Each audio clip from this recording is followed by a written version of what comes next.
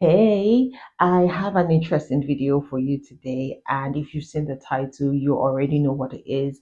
It's all about this dress that I am wearing. It is a Pinterest recreation, and this may or may not become a staple on this channel. We'll see. But I love this dress so much. I think it was such a successful make, and I made not one, not two, not three, but four versions of this dress. That's how much I love it. So this is one of the ones you've seen. This is actually the second attempt at this dress. The first one is actually this one from the green knit, so we can call this the wearable toile because I have worn this out already. I love it. And then I made this one, which is actually the closest to the inspiration photo. And then after I made this version, I wanted the black one that wasn't see-through. Yeah, so I made this version here. It's made from a polyester crash fabric that I have in my stash. And then I made a fabric purchase. I kind of clicked the button on one of those cards. And before I checked out, I actually found a zero point 0.7 meter fabric. So I've had this fabric before. I have it in black and I have it in brown, and I love the way it sews.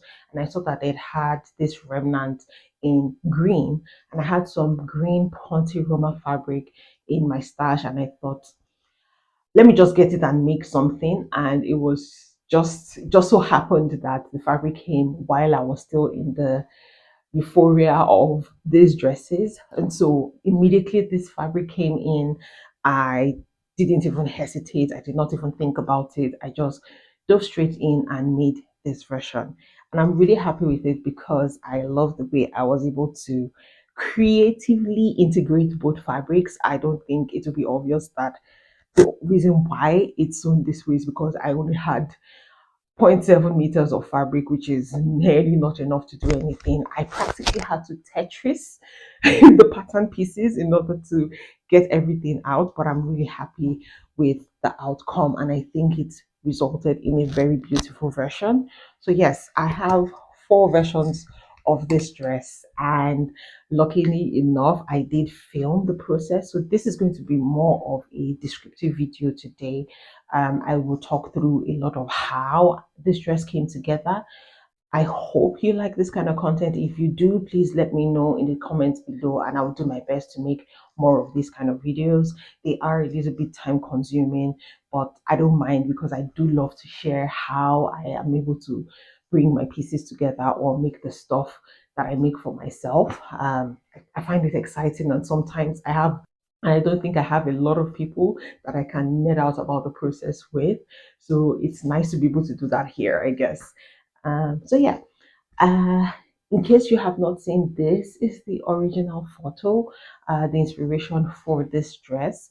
I think I've had this pinned for like 3 years maybe. I've always loved the way it looks on the model. I love the way she poses. I think there's just something about the photo that speaks to me. I'm kind of like goth-ish. I know I'm not full on goth, but there's a lot about the goth culture that appeals to me, and sometimes I incorporate a little bit of that into my personal style, because ordinarily I do love to be colorful and I do love patterns, but sometimes I also like the really dark and mysterious as well. And I think this was just a this photo just did it for me. It was the styling, it was her pose, the stoic look on her face, and of course the dress. I'll explain more in detail when I am showing you the process of this, but there are a few changes that I made to this version to make it suit my body and suit my figure better. One of the things where I do not have an hourglass figure like she does, so making that kind of dress without any kind of shaping in it is not going to turn out right. So one of the first things I did was to add more seams, and more seams means that I can incorporate dots, which give the fabric a little bit or gives the outfit a little bit more shape. So that's one thing that I did. Um, and so you would notice, maybe not really with this black version, but I can show you with this one. You can see some seaming here that runs from this midpoint here to the under bust. This was the first version, and I realized that I made this a little bit too low. So of course I adjusted that with the other versions that I made, so it doesn't sit as low. I think this line cuts almost to my waistline, which is a little bit too low, not what I was going for. I wanted it to hit just below my underbust or something, about or somewhere around that. And so I was able to add some darts into the side of the dress. I was able to add some darts into this piece here, so it lays really nicely across the bust. And I think those changes definitely made a huge difference in the way this fits and the way it looks. So it looks like it's identical to what's in the photo, but there are some changes and I've made it work for my body. So without much further ado, I'm just going to dive into the process. I will give you videos of what these other versions look on me. I will put that at the end. But yeah, let's show you how this was made. I am starting this process by tracing out my knit dress pattern. I have a couple of these pattern blocks that I use as foundation for any designs that I want to make. And I'm happy to show you my process and what I found works for me and what I found fits best on my body. I'm happy to share. So let me know in the comments if you would like me to make a couple of videos showing you how to make or showing you my process of drafting different pattern blocks.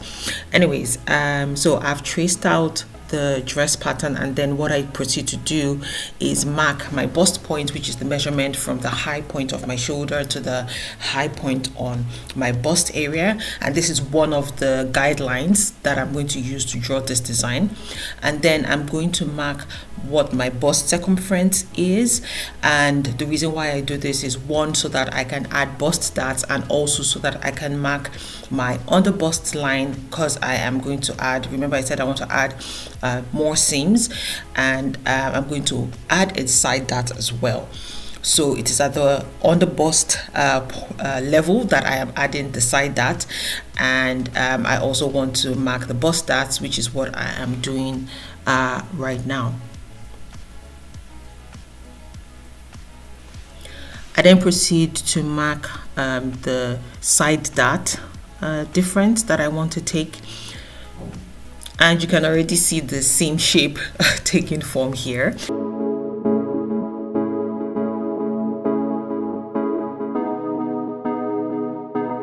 Then I go to mark the keyhole. So what I did is found from the from my neckline to the high bust point, I found the middle point there, and I went in by, I think, 1.5 cm, and I just drew a soft curve. So that's going to be the keyhole detail that I have there. And then I proceed to the skirt part of the dress. So because I am taking a bust dart, I definitely need to come in a little bit at the waist. So I take in the difference for the dart, I take that away from the skirt part of the waist, just to make sure that everything matches and it's the same length by the time you sew it together. And I just smoothen out my curves, and I cut the pieces out.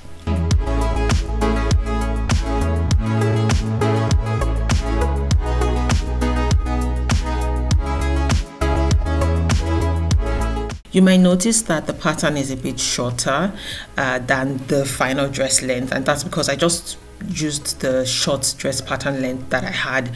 I can always add length at the point at which I cut, because the main design points are in the bodice area, so I didn't think it was necessary to draft out the full skirt, since I'm going to add the length on when I'm cutting the fabric. So I'm adding seam allowances, and then I cut out my dress pattern.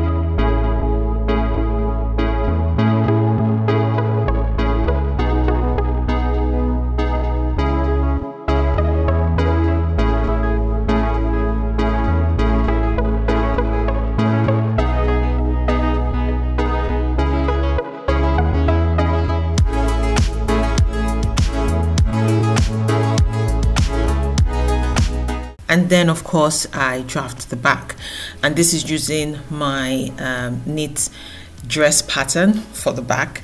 For my knit foundation block, I did not add that, and that's because I wanted to be able to play with different designs. But for really good fits, you definitely need to add that, especially if you have a fuller body. I think that are your best friend because they help to add a little bit of shape. And for this knit dress, there's going to be a center back seam, and what I am marking here is the difference I took as a dart from the front pattern piece. I am just closing that part up in the back so that the side seams are matching.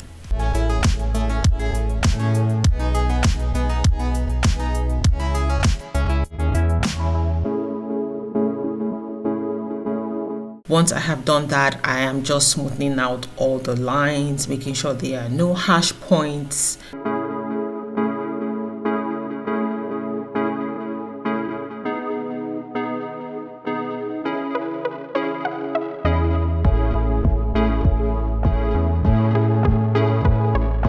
And the back is basically done. I'm not really doing anything else aside from adjusting the side seam.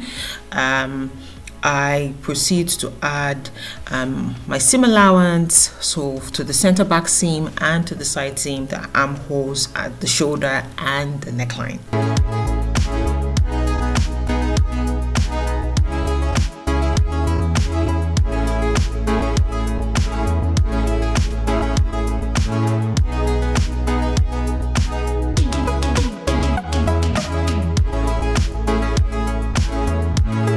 Once I have done that, I cut out the pattern piece, and yeah, I have my front and back bodice pieces or dress patterns.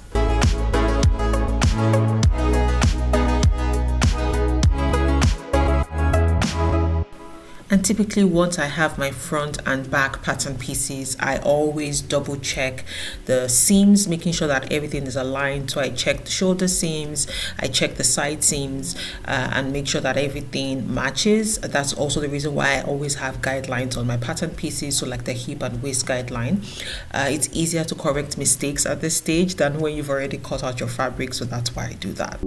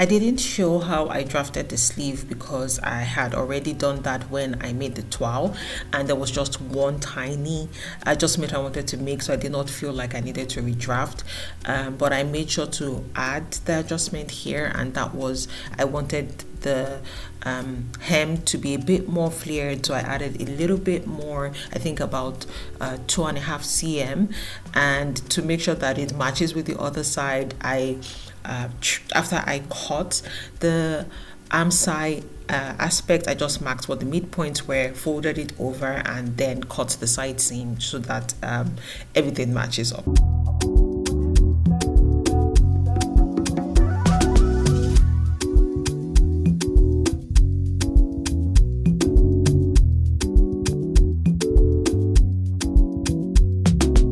out of curiosity, what's your favorite sewing entertainment?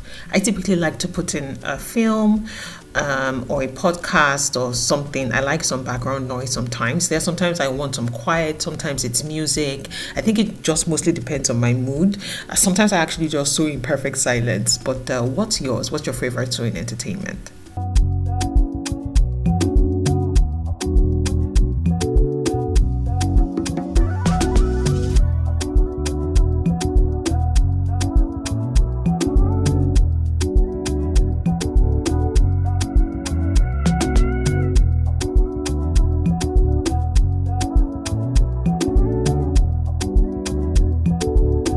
So at this point, I have already basically sewn up the dress and I'm wearing it inside out so that I can make any fit adjustments I need to. So if I do need to pin anything on the seams, it's easier to do once the dress is inside out, especially if you're fitting by yourself. So that's what I'm just doing here, checking out the fit. And I don't think I made any adjustments because it basically fits exactly the way I wanted it to, and I was really happy at this point. You notice that it's kind of full length. I typically do that sometimes if I'm not sure what length I want the dress to be. So it's better to make it longer and then make it shorter later than if you've made it too short from the start.